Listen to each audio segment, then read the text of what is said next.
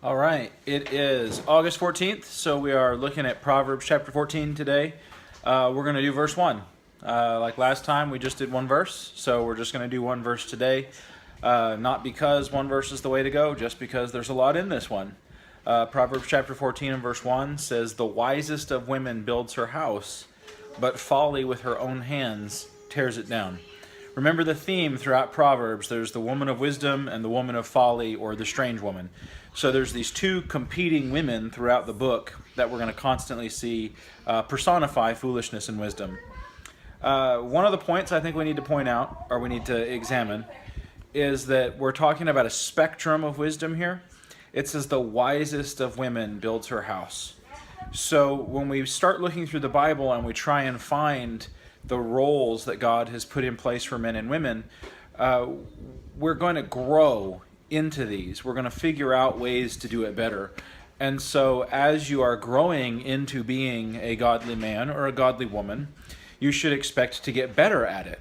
So that you should be growing in wisdom. You should be becoming wiser. And so we should see the wisest of women building their own house.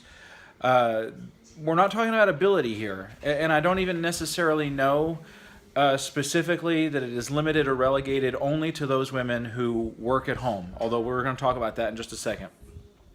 We're not talking about ability.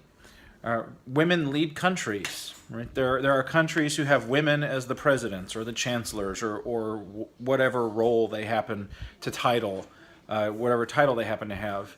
There are women who lead Fortune 500 companies. Right? So we're not talking about ability. Do women have the ability to lead countries and to lead companies? Yeah, obviously they do, because there are women who do it. So what we're talking about here is possibility. What's the greatest thing that a woman could do? Yeah, she has the ability to be, president, but is that the greatest thing she can do? The Bible says the greatest thing a woman can do, the wisest woman, is the one who builds her own house. So when you get to places like 1 Timothy chapter 5 and verse 14, and Paul writes that she should be a manager of the home, or a household manager. The last time I checked, managers are leaders. And so if we're concerned about making women unimportant or telling them that they can't be leaders, well, being a household manager is a leader in the household. She may not be the leader if the husband is supposed to be the leader, if there's a husband present. If he's supposed to be the leader, that would make her like the vice president, right? Is the vice president not a leader? Is he not important? Does Mike Pence do nothing? No, obviously he does. Obviously every vice president in history has done something. And so they're leaders too. They just have a different role than the president. And so we have to get over the notion that a woman managing a home isn't a leadership position. No, she is. She's leading in her home. She's making decisions in her home. And it's a vitally important role. For example, and this is not a perfect parallel, but just think about it for a second. A CEO, most CEOs have clerks and secretaries and others who work for them, filing important papers, making sure they have the information relevant to whatever discussion is coming up in the future, answering phones, responding to email, doing all sorts of things, setting meetings. How effective would the CEO be if they had to do all that by themselves? Could they do all that?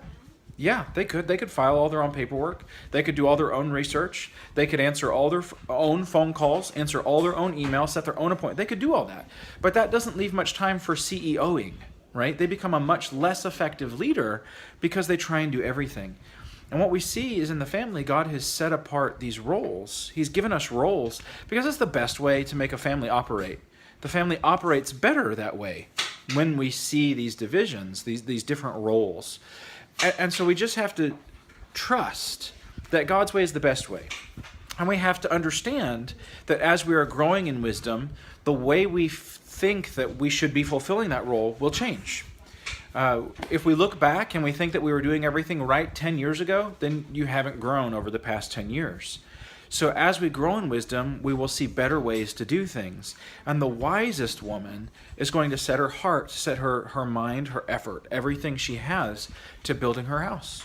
That's what the proverb says. The wisest woman builds her own house. And if we fight against that, Again, I'm not getting into particulars because family situations are different and levels of wisdom are different. But if we fight against that, if we say that that's not the best thing she could do, if we say that's not the wisest thing that she could be doing, then we're tearing it down, right? That's foolishness. To argue with God is folly. And so to say that there's something better she could be doing is to actually work against building the house and actively try to tear it down. This is not popular with our country and culture today. Right, we're supposed to say that men and women are exactly the same and they do everything equally well and that there's no distinctions between the genders.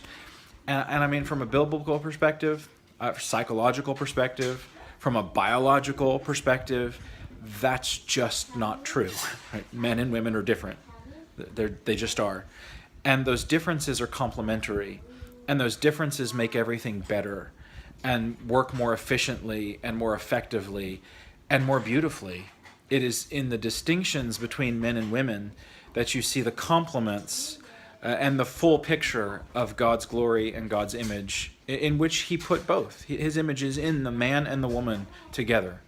And so that's kind of where we are in Proverbs chapter 14 and verse 1. The wisest of women builds her house, but folly tears it down with her own hands. So let's be people, regardless of gender, whether we're men or women. Let's be people who set it in our hearts to do the wisest things that we can and to find the roles that God has given us and to glorify him in those.